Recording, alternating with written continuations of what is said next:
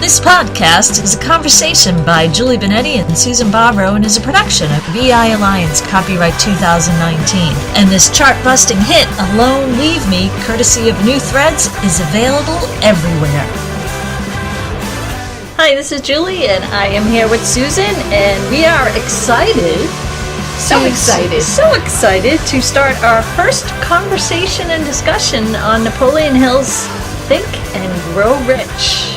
And I have to just say, this was the first book. I read this, stumbled upon it about easily 20 years ago. And I loved it. I went back and I haven't, I've seen it piecemeal. I just read it again. I love it just as much. So excited. Well, we've been hanging out for a couple of hours, and I've been keeping my mouth shut to save it for the podcast. Know. I can't help but talk about it. So I am not conflicted, but I will say my heart still belongs to Neville Goddard. Yeah. So I know where I will give Napoleon Hill a big hurrah as we go through this, and I do have some, interesting comments related to a little bit of research that I looked at. So let's first just set the scene. This was written at the turn. Well, this was the information was beginning to be gathered the turn of the century, and I don't mean the 21st. I mean the 20th. This is back in the the early 1900s, and he's talking, and while this is going on, because it eventually got published and was written in 1937. So this is also coming off of the Great Depression. Mm-hmm. This is before women were really working. This is still when men were still the primary breadwinners, and so just before you go in, you also have to set the scene, and you got to understand Napoleon Hill's, who his audience, or that he was writing this for. But you don't even know what I'm going to say. Well, but I'm just going with that, where you're going. I know some of the research that you had said, but so there is. I happen to be somewhere. I didn't have my book, so I searched online, because you can find this online. You can download it as a PDF, and I happened upon a website that actually had a disclaimer there talking about, it's questionable as to what his background was, what kind of success Napoleon Hill had. And so I'm not talking out of turn. What I am talking about is the energy basis in this. And I thought it was humorous, because it's inscribed with, the inspirational classic and, read yourself into a fortune. So it has all that kind of promotion around it. And when you get into the meat of the whole book in its entirety, I mean, it does, give you a wallop of a punch into what he's talking about and what he's sharing and the energies that he's sharing. And I thought it was funny because, the website had put a disclaimer where a lot of the person's friends or co-workers had shared with her that, he was poor, none of this stuff worked, all this other stuff. And I'm not going to go into whatever the hearsay is on that, because I didn't go any further to research it myself. Yet one of her comments was, that here he is saying, this is a process, this is what you can use, this is how it works. And it was funny because her alignment was, she associated with the fact of, like a parent will tell a kid, okay, this is what you need to do, this and this.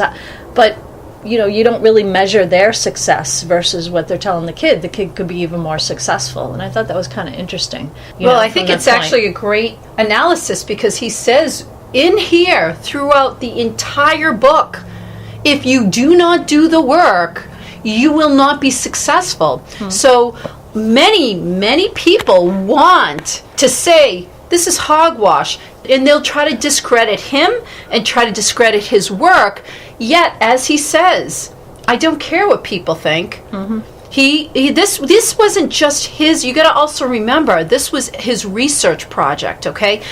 It wasn't just, let me tell you my story. He talks about 25 years working with Edison, with Carnegie. And it wasn't, let me tell you my story, let me tell you their story. And he interviewed hundreds of men. And all he did is he took the common I'm using my words now, the common denominators in putting it together and saying this is what they did and it's what he did. And then he went on to be, he considers himself like a philosopher. It was a philosophy that he was putting together. And exactly what you said, when people say it doesn't work, it's exactly what he says in the book. If you don't do the work, it's not going to work. And I would bet you any amount of money that, and I'm going to call them buffoons, that's my father's word, that said that are the same ones that would turn around and say, oh, this is garbage. They didn't do the work. They're the ones that are deep in the self-help industry. They would be the first ones to say, hey, where's the answer? So, it's funny. I am very passionate about this because I can... That's fine. It's irregardless of what anyone says, because, there was this saying that, and it was expressed on this website that,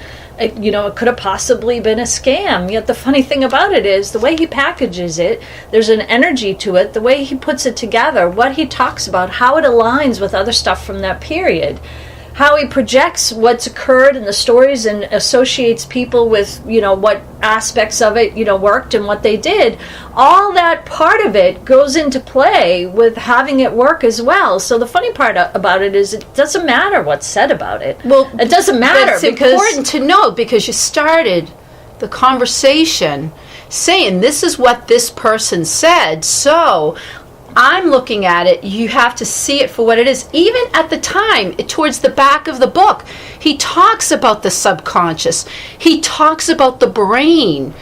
And it's interesting because this is the 1900s. At this point, science, he used whatever science was available at the time, because part of his introduction to these captains of industry and very successful men were also people in the medical field and people doing research. And that's why he has a whole section about the brain and what they do know. And this is, again, really the second full reading for me. The first one, I was in a different place. This one I'm reading, I'm like, he wrote this in the 1900s. He's talking about the subconscious. I mean, with the exception of Jung and people in psychology, who the heck even knew to define the subconscious versus your consciousness? That to me was like, wow, he was so ahead of his time. Because, a lot of the stuff that we're talking about, even Neville Goddard, that was on the 50s. Who's to say that he didn't take Napoleon Hill's work? And the only thing that I thought you might find questionable is because it is a highly focused on money, and you have to do work to get money. And I'm looking at it as well, at the time, that was all. This is, again, in 1937. This is like the end of the Depression. The Depression was just coming, we were coming out of the Depression. And I would think that was all that was on people's minds, as I need money. Well, then there you go. There's the number one thing that people are interested in. So why wouldn't you create a product based on the number one thing people are interested in? And if he had a process that worked, there you go. And he had research compiled. I have no conflict with the material whatsoever.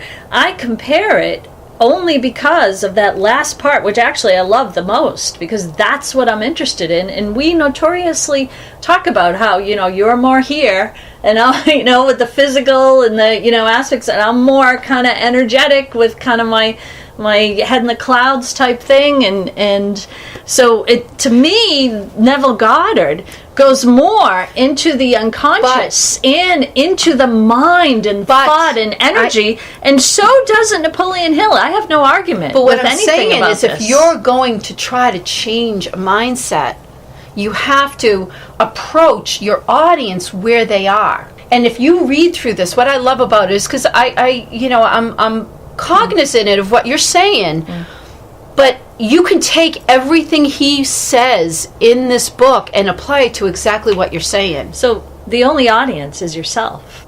So the mindset that you're changing is your own. So again, we're meeting from two different directions. I would have loved to seen the last part in the beginning. I understand why he didn't put it there.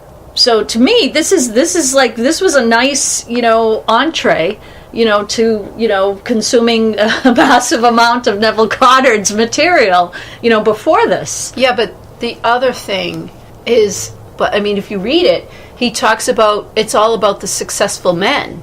And you could say, well, geez, it's very sexist. At the time, that was where we were. I mean, I hate to say it, we just, saw they did a remake of Archie Bunker. And I'm going to say it, I thought it stunk. It was terrible. It was painful to watch. Archie Bunker, back in the 70s, when it was on, was perfect. It was exactly what was needed at that time. And Carol O'Connor and Gene Stapleton and the rest of them were perfect. And they did a great job. You see it today. And yeah, you can look, well, no, you should have done this. It was written at the time that it was performed. It related. To look at it today and criticize it is kind of like, what are you doing? And I look at this and I do think, the mindset of where they were was money. And then he says, and we don't know because he doesn't talk about it much. Other than he does say many places you can use this philosophy for whatever your goal is. Yet the purpose of our ancient text podcast is to take wisdom in the ancient texts and support how we're being today, and use it to empower ourselves and work with it, because there's a wealth of wisdom. And so, okay, everything you said is important as well. I think it's important to bring out that, it's funny that what occurs is, the people in the peanut gallery saying that kind of stuff about, where it came from, what he was about, and it relates specifically to what he talks about in the book. Exactly. So, it's a layer, it's like an onion layer. And there are some key points in here that actually have you looking at money, quote unquote, per se, in a different way. And for me, at least, that's really valuable, because when we talk about energy and we talk about what we're talking about, we're not talking about being successful because you have tons of money. Right. We know a lot of, it's in our blue book, we talk about, there's a lot of people out there that can't even get to who I am that have tons of money. And the part when I read this book, and of course I'm going to say he's going to use the medium of money because everybody could relate to it, especially at that time. And he even said a lot of the book was written for people who, suffered huge losses from the stock market crash of 1929 and needed, I don't know the word to use other than help in getting in a different mindset. And that's why money was such a huge piece of this time frame. And so of course he lived then too.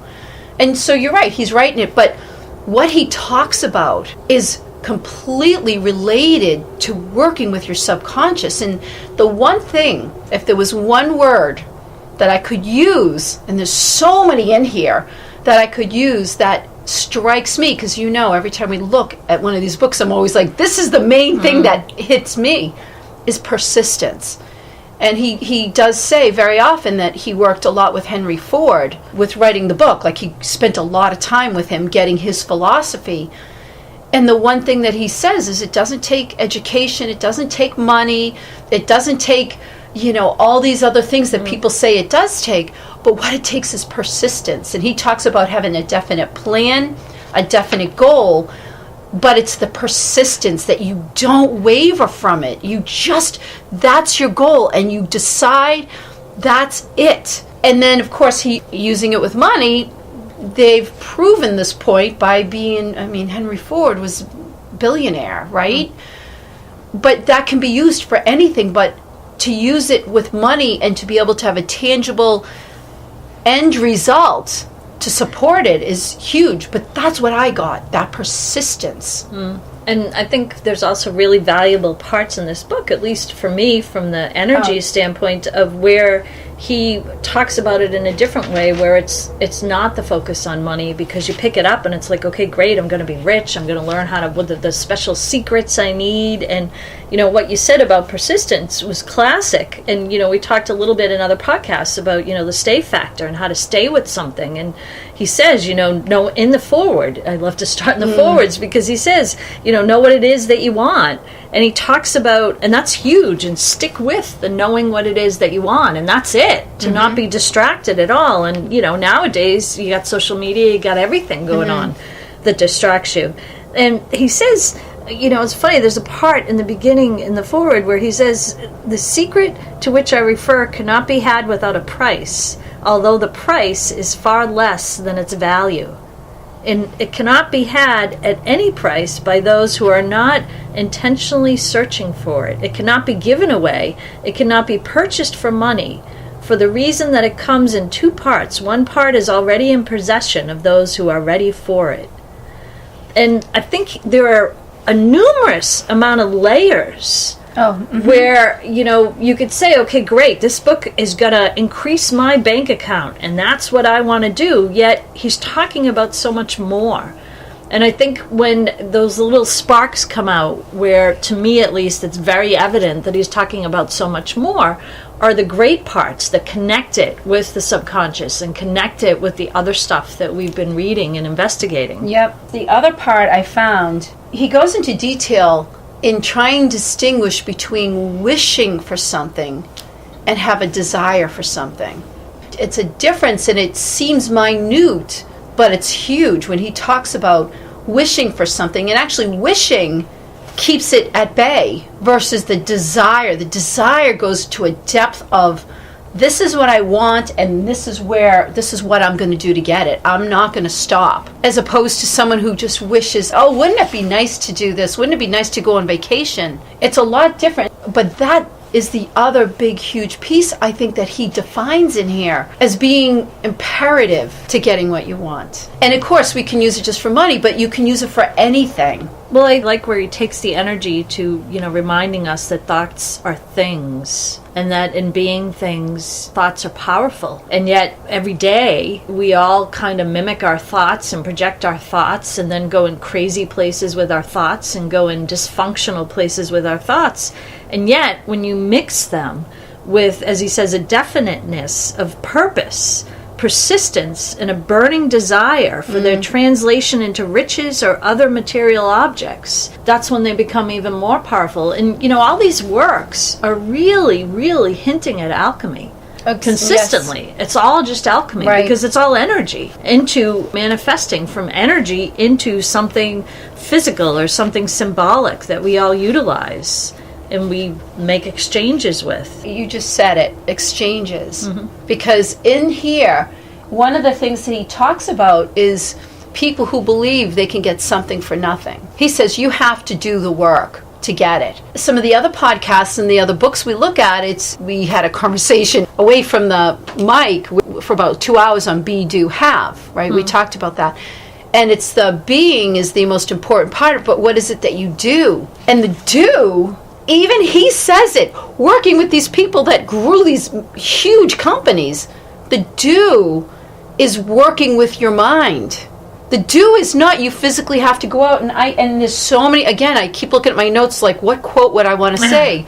There's so many, he says, it is not hard work, it is not sacrifice, but there is work to do. You don't get something for nothing, but the something is not, you have to go out and, the doing is in your mind, is keeping your focus, keeping a plan. He also says you keep a plan, you make a decision, and you stick to it. You don't waver in your decision because someone comes in and says, hey, this isn't working. Oh, God, let's change everything. It's definiteness in all parts of that. And the do, and that's the part that I loved in this, that you don't get something for nothing, but the do is not what we think it is. And then I think about our conversation about be, do, have. And he actually says be, do, have in here. So he says, when he's talking about other people, and he's saying that, people often measure things and compare and measure things with other people. And this is a huge weakness that kind of keeps them in impressions and beliefs that aren't their own. And in that sense, they're not, sticking with what it is they really want. And they're not focusing on that. And they're not, being it.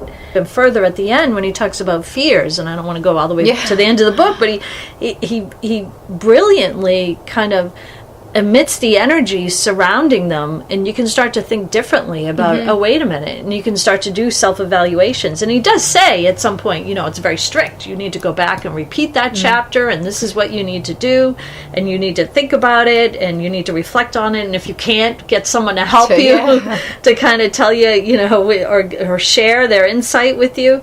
And he says here, which is some people who read this will believe that they cannot think and grow rich because their thought habits have been steeped in poverty, want, misery, failure, and defeat. Mm-hmm. And if you just not even just think of what he's saying in that sentence, but even think that, wow, your thought habits can be steeped in those things and you don't even know it. You don't even know it. The other thing that he says in alignment with that, when he's talking about people who have failed, he says they probably do not know that, and he puts this in highlights, every failure brings with it the seed of an equivalent success. And I thought, wow, that sounds like the Kabbalion. And it was written around the same time, and that's the part that I find fascinating with all of the stuff that we're doing, is they all do relate. Everyone's given their one little, each book has the seed of the same information, right, but it's being presented in different ways. And the more it's presented, you like to think we're bringing more people into that mindset. And I'm going to say it, our book is very much like Napoleon Hill's. Gives like process. Here's a process. And if you get it, it's, if you don't get it, it's because of you. There's nobody else to blame. You can't blame us. You can't blame your mother or your father. You got to blame yourself. And that's part of what I love about this, is he says, this is what these amazing people have done. What are you going to do with it? And then he goes on and goes into detail. Oh, you think this, you think that. That's your thoughts. That's what you've chosen to believe. And I love it because when I read that, every failure brings with it the seed of an equivalent success. I'm like, there's the Kabbalion. Right. It really is the same. And even what you said, it's the Kabbalion. He talks about within this too about making decisions, that if you can make a decision and stick with it, and have a plan, a well thought out plan as to how to go about something, whatever it is your goal is, and you stick with it, the chances of success. And that's where, again, persistence comes in. Because how many of us, okay, this is what I'm going to do, and this is how we're going to do it, and then someone comes in and says, oh, that'll never work. All right, well then maybe we'll try it this way. And you don't even follow through. But other people come in and we move with it. And so in that sense, the decision making is really important. And I think sometimes we get bogged down in choices. And instead of saying there are a lot of possibilities, I think the energy of possibility is a lot more vast than, well, these are the choices I have. And granted, in order to make a decision, although you can just make a decision, and then as long as you believe it's right, and you believe in it, and you feel that's what you want to do, and you go ahead with it, and you do it, that means you're doing exactly what he says. And he gives examples of, Ford and Carnegie, and making decisions like that, even though there were tons amount of naysayers around them. And people had a lot to say. And what do you mean? You're crazy. And everyone had an opinion. And that's not a choice. Not even naysayers, but many times they made decisions that could be life-threatening. So It wasn't just someone was going to say something bad. And in that uncertainty, I mean, there's been a statement that, entrepreneurs are best when they're in complete uncertainty, and that's where all the energy is and all the power and all the, possibility, I would say, in that sense. Yet I think decisions end up being kind of watered down by the choices part.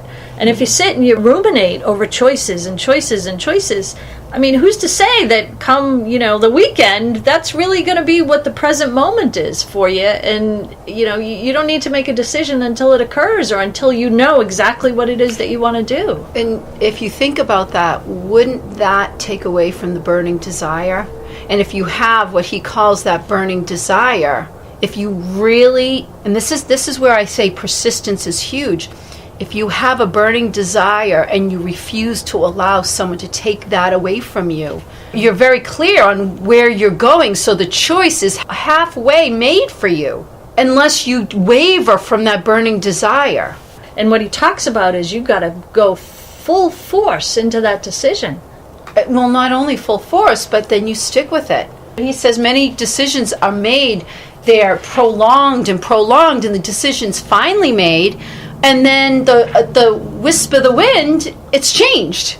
Versus, I think of Ronald Reagan, and he used to say, when I have a decisions to make, I go out and I consult with everybody, and then I make my decision, and then I stick with it. And that to me was such a powerful statement. You make a decision for what plan you're going to make, and you stick with it.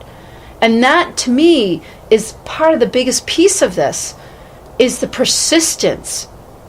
You can't force it. You're not forcing it. And I always say in podcasts, I work with these, I'm working with horses. And when I go in there and I'm persistent, I'm not going to get a 1,000, 1,200 pound animal to do what I want, because I'm going to push it to do it. I find it more challenging to work with the horse. And when it does it, it's amazing. And it's the same thing with your subconscious. It's the same thing with the energy behind this. So you can't force it. So I would ask you a question. So if you're with the horse and you say, okay, we can either go get some hay or go for a walk, isn't that giving them a choice? Yeah. But when you make the decision that, all right, I'm moving this way, let's walk, doesn't the horse walk with you? Because it's in the energy, you made the decision, doesn't it walk with you? Yes. It's really important to understand that you can have tons of choices, and you could get stuck in choices and never make a decision and say, I could go in the cereal aisle, you could go, wow, I got a great, Cocoa Puffs, or, Sugar Smacks, or Corn Flakes, I got tons of choices. You could just be stuck in choices all the time. And so going full force for that one decision, I came in here and I really wanted Rice Krispies. I'm getting Rice Krispies. That's what I want. And then you stick to it. And when it comes to something that's a burning desire, not a wish, there's a different feel to it. When you're in that space and you create a plan and you stick with it, amazing things occur. And actually, when he talks about the fear of this or that and negative thoughts, all of those things simply distract you from what you really want and what you're working towards. And as we've said, people love to do it to us. Not just to us, but to everybody listening. When you have a goal, that's scary for a lot of people. When you meet somebody who has a strong, this is what I'm going to do, I personally think it's awesome. But many people don't like that. They're very, very uncomfortable with that. And so they're going to say, oh, you're not going to make that. Oh, you kidding me? What are the odds? And your expression of that is because, really we want to say, who cares what other people think? Yet to know that may come at you. Right. You're still going to remain persistent with what it is. And that is the price that you pay. Mm-hmm. Persistence. That's the price that you pay for all of this. That is the work that we need to do. We all need to do, is that persistence. And that's the beautiful thing I found through this book, is he says these are the things you can do with coming up with a decision, a plan, defining your burning desire, work through your whatever's in your mind, whatever bad habits you have or negative emotions or fears, clear that. And do it. He does, and he uses money because, again, I look at it as at the time frame, that's where everybody's head was, right after the Depression. And he stresses, of course, you have to have the belief and you have to have faith. Mm-hmm. And I love how they all go into faith, and it's nothing as how it's been defined. If you grew up Catholic or with a specific religion, it's more the belief in yourself. In your source and what you're trying to do and who you are and who you're being. And it's not religion. It's not somebody else is going to give you something.